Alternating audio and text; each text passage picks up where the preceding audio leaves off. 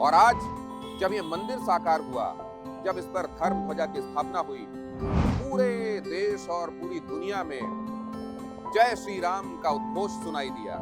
धर्म ध्वजा जिस धर्म दंड पर स्थापित की गई है, वो ध्वज दंड 42 फीट का है और जमीन से लेकर मंदिर के शिखर तक की ऊंचाई करीब करीब 160 फीट की है। ओंकार, आप जानते हैं, ये एक शाश्वत ध्वनि है सनातन की, ये शाश्वत मंत्र है सनातन का।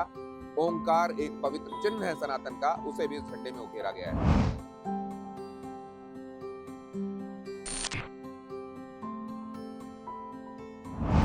जिन मूल्यों के लिए धर्म ध्वज जाना जाता है, उन मूल्यों का परिपालन करते हुए हम भी अपने जीवन को सार्थक बनाएंगे और इसीलिए ये धर्म ध्वज स्थापित किया गया। नमस्कार, टीवी 9 डिजिटल प्लेटफॉर्म पर आपका बहुत स्वागत है। अयोध्या में मौजूद हूं। अयोध्या जी से आप सबको मेरा राम राम। अयोध्या धाम के लिए आज का ये दिन बहुत खास है। समूचे सनातन धर्मावलंबियों के लिए ये दिन बहुत खास है, क्योंकि आज राम मंदिर में ध्वज स्थापना हुई। राम जन्मभूमि में बना हुआ दिव्य राम मंदिर और उसके शिखर पर धर्म ध्वज की स्थापना। प्रधानमंत्री नरेंद्र मोदी की मौजूदगी में, आरएसएस के मुखिया डॉक्टर मोहन भागवत की मौजूदगी में, उत्तर प्रदेश के मुख्यमंत्री योगी आदित्यनाथ और उत्तर प्रदेश की राज्यपाल आनंदीबेन की मौजूदगी में ये धर्म ध्वजा स्थापित की गई।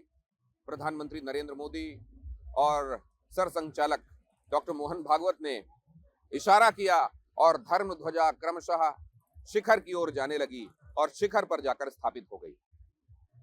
ये जो कुछ एक सेकंड्स में हुआ, एक मिनट में हुआ, इसके पीछे की एक लंबी कहानी, लंबा इतिहास है। सदियों का संघर्ष है, 500 सालों का इंतजार है, पीढ़ियों का बलिदान है, त्याग है, तपस्या है, प्रार्थना है, जो आखिरकार फलीभूत होकर इस दिन को लेकर आई। शिखर पर धर्म ध्वजा दिखाई देती है तो नींव में न जाने कितना त्याग, तपस्या और बलिदान है।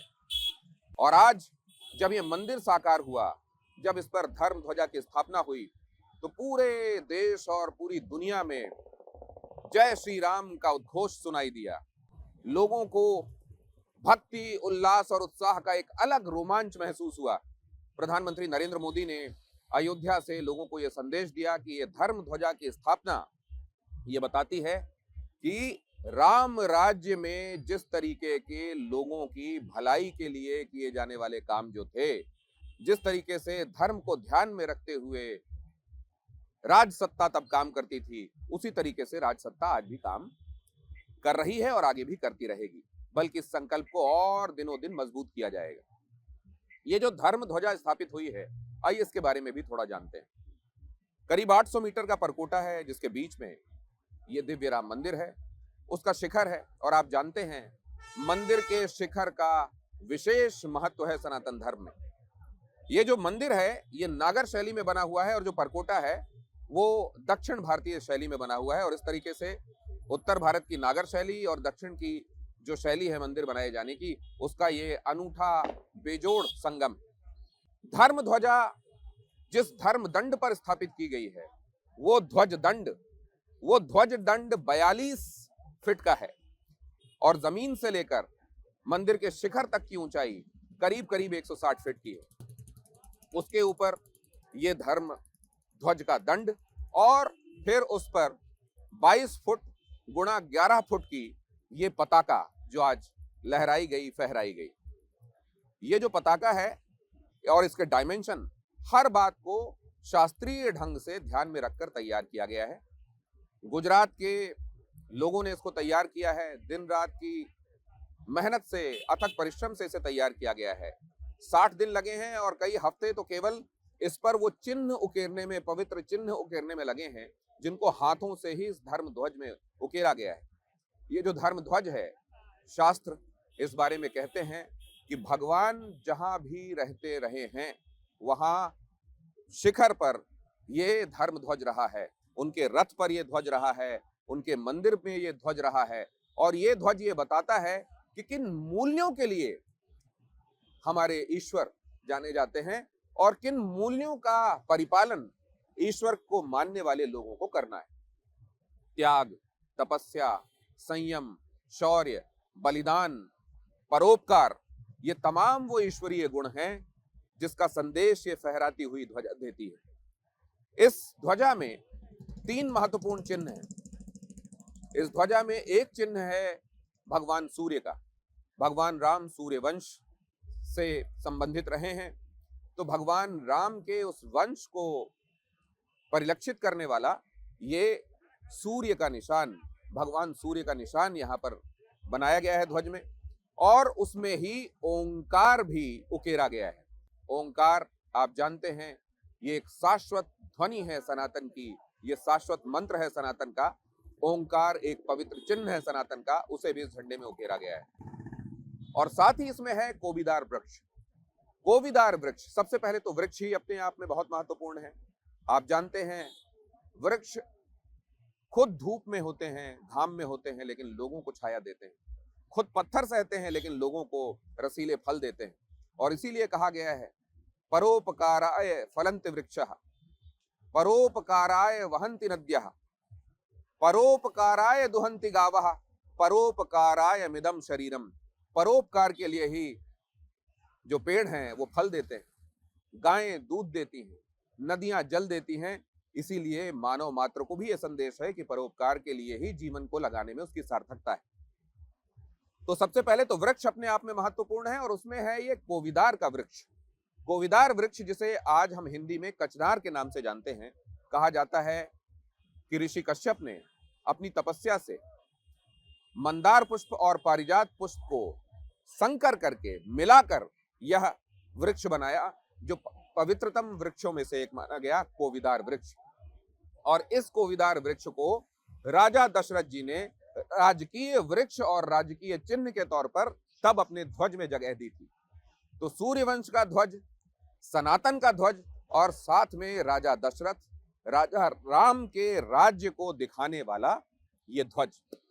और इसीलिए जब इस धर्म ध्वज की स्थापना की गई तो भगवान राम का पूरा जीवन सत्य, साहस, समर्पण, त्याग, बलिदान, मर्यादा पुरुषोत्तम उनको कहा गया, क्योंकि इन तमाम अनेकानेक गुणों से वो परिपूर्ण थे। और इसीलिए उनको ये कहा गया कि रामो विग्रहवान धर्मः, जो भी धर्म करने लायक, धारण करने लायक, सन्मार्ग पर चलने के लिए जो भी गुण आवश्यक हैं, वो सभी भगवान राम में रहे हैं। इसीलिए प्रधानमंत्री नरेंद्र मोदी ने यह भी कहा कि कालखंड कोई भी रहा हो, वो त्रेता का जमाना हो या आज जिस युग में हम जी रहे हैं वो हो, हर एक कालखंड में भगवान राम अनुकरणीय रहे हैं।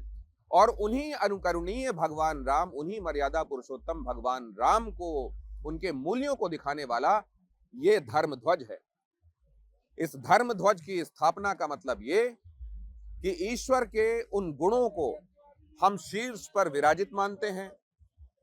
दैवीय ऊर्जा का प्रवाह अब यहां से मानव मात्र के लिए, देश के लिए, दुनिया के लिए सुनिश्चित होगा। और जिन मूल्यों के लिए धर्म ध्वज जाना जाता है, उन मूल्यों का परिपालन करते हुए हम भी अपने जीवन को सार्थक बनाएंगे। और इसीलिए ये धर्म ध्वज स्थापित किया गया। धर्म ध्वज की स्थापना मतलब शिखर का पूर्ण हो जाना। असल में सनातन धर्म में मंदिर को भी ईश्वरीय पुरुष माना गया है, ईश्वर माना गया है। मंदिर की जो सीढ़ी है, पहली सीढ़ी, उसको भगवान का चरण माना जाता है। उसका जो गर्भगृह है उसे भगवान का उदर माना जाता है। उसके जो स्तंभ होते हैं उसको भगवान की बाहु माना जाता है, भुजाएं माना जाता है। उसका जो शिखर होता है उसे भगवान के नेत्र माना जाता है। और उसकी जो धर्म ध्वजा होती है उसे भगवान के केश माना जाता है। तो जब शिखर पूर्ण हुआ, उस पर केश स्थापित किए गए और साथ में स्थापित किया गया धर्म। जब हम कहते हैं भगवान की आरती के समय धर्म की जय हो, अधर्म का नाश हो, तो वो तमाम काम, वो तमाम कृत्य जो करणीय हैं, जो हमको करने चाहिए, उनकी जय हो, उस तरफ हमारा चित्त, हमारी वृत्ति प्रेरित हो।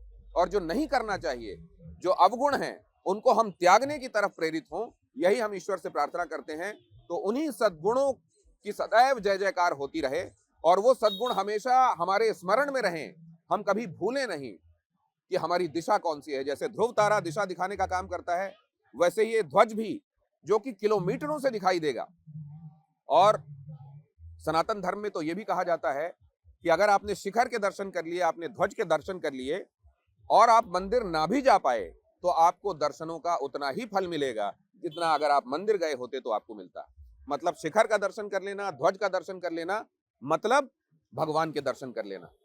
और ये तो 4-5 किलोमीटर की दूरी से आराम से विजिबल होगा। वैसे तो विजिबल बहुत दूर से होना चाहिए, क्योंकि विजिबिलिटी के लिए जो हॉरिजॉन्टल विजिबिलिटी के लिए जो साइंटिफिक फॉर्मूला है वो square root r into H है, जिसमें r धरती की रेडियस होती है और h जो होती है वो उस जगह की ऊंचाई होती है जिसके संदर्भ में कहा जाता है कि वो कितनी दूर तक दिखाई देगा।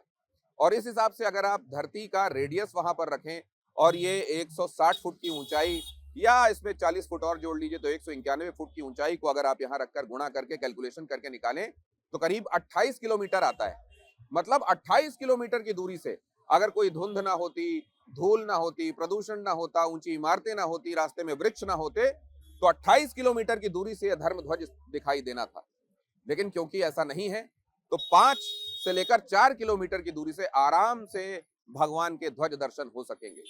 तो अगर आप अयोध्या धाम जी पहुंचे हैं और किसी वजह से आप राम जन्मभूमि मंदिर में गर्भगृह में जाकर रामलला को प्रणाम ना भी कर पाए, तो शिखर दर्शन करके ही आप उतने ही पुण्य के भागीदार बनेंगे। तो हमें किन सद्गुणों का अनुसरण करना है? प्रधानमंत्री नरेंद्र मोदी ने एक बात और कही, अयोध्या वो भूमि है जहां आदर्श आचरण में उतरते हैं। तो कौन से वो आदर्श हैं जिन्हें हमेशा हमें स्मरण में रखना है और कैसे उन्हें आचरणों में ढालना है, इस बात को सतत स्मरण कराता, भगवान के सद्गुणों का स्मरण कराता और उनके ध्यान में ले जाने का एक तरीके से उसका एक महत्वपूर्ण और मजबूत जरिया ये ध्वज स्तंभ बनेगा। उम्मीद करता हूं ध्वज स्तंभ के बारे में ये जानकारियां आपको पसंद आएंगी और ये भी कि ये मौका है हमारे और आपके लिए, सबके लिए संकल्प लेने का कि क्रमशः अपने जीवन में इन दैवीय गुणों को, मर्यादा पुरुषोत्तम भगवान राम के जीवन में दिखाए गए मूल्यों को जो उन्होंने खुद करके दिखाया है, उस पे उतना ना सही तो कुछ चलें और अपने जीवन को सार्थक करें। जय सीताराम, नमस्कार।